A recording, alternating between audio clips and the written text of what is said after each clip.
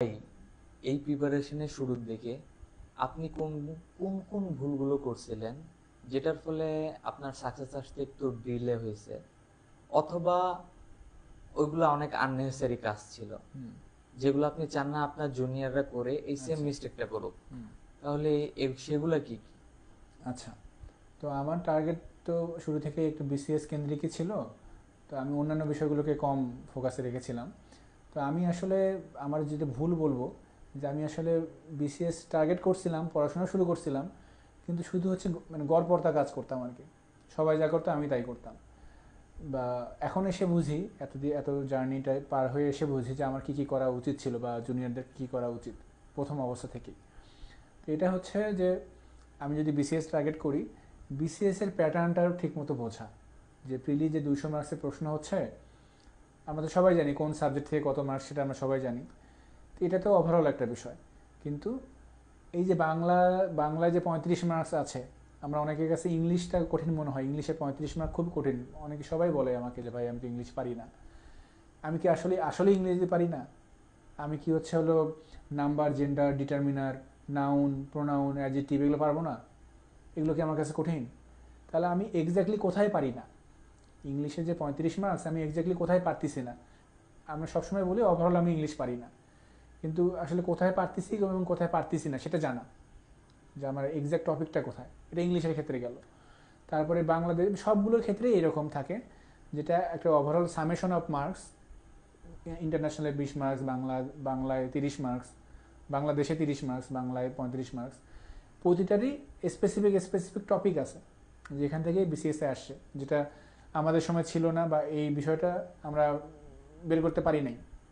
কিন্তু এখন অ্যাভেলেবল, যেমন যে কোনো নতুন বই কিনলেই আমরা সামনে দেখতে পাই যে 35 থেকে 46তম বিসিএসে টপিক ভিত্তিক অ্যানালাইসিস দেওয়া থাকে, যে কোন টপিকে কোন বিসিএসে কয়টা প্রশ্ন আসছে। দেখা যাচ্ছে ব্যাকরণে শব্দ থেকে একটা প্রশ্ন আসছে, সেটা প্রতিটা বিসিএসে আসছে, এরকম বিষয়। তো এরকম প্রতিটা সাবজেক্টেরই 35 থেকে 46-এর একটা অ্যানালাইসিস এখন খুবই অ্যাভেলেবল, সব জায়গায় পাওয়া যায়। 35 থেকে 46? 46 বা যেটা লাস্ট বিসিএস লেটেস্ট হয়, সামনে 47টা অ্যাড হবে। আচ্ছা, তো লাস্ট থেকে প্রিভিয়াস 10টা এরকম ভাই না, বিষয়? বিষয় হচ্ছে 35-এর পর থেকে 200 মার্কসের সিলেবাস আসছে আর কি। আচ্ছা। 35-এর আগ থেকে ছিল 100 মার্কের। 200 মার্কসের প্যাটার্নটা একই রকম ধরা হয় আর কি। আচ্ছা ভাই। হ্যাঁ, তবুও আমি বলবো যে এটার ইন্টারনালি আবার প্যাটার্ন চেঞ্জ হয়েছে। যেমন 41-এর পর থেকে এক প্যাটার্নের প্রশ্ন হচ্ছে, 35 থেকে 41 আবার 200 মার্কস হলেও তাদের ওই প্রশ্নের প্যাটার্নগুলো একরকম ছিল। তো এখানেও আবার একটা সাব ক্যাটাগরি আছে মাঝে। তো এই অ্যানালাইসিসগুলো যদি আমরা দেখি যে কোন কোন টপিক থেকে প্রতিবারই বিসিএসে প্রশ্ন আসতেছে, তাহলে দেখা যাচ্ছে যে আমি একটু ধারণা করতে পারি যে আমার আসলে কোন টপিকে দুর্বলতা আছে, বা কোন টপিকে আমি বেশি গুরুত্ব দিব, বা কোনটাকে আমার বেশি ক্লারিটি লাগবে।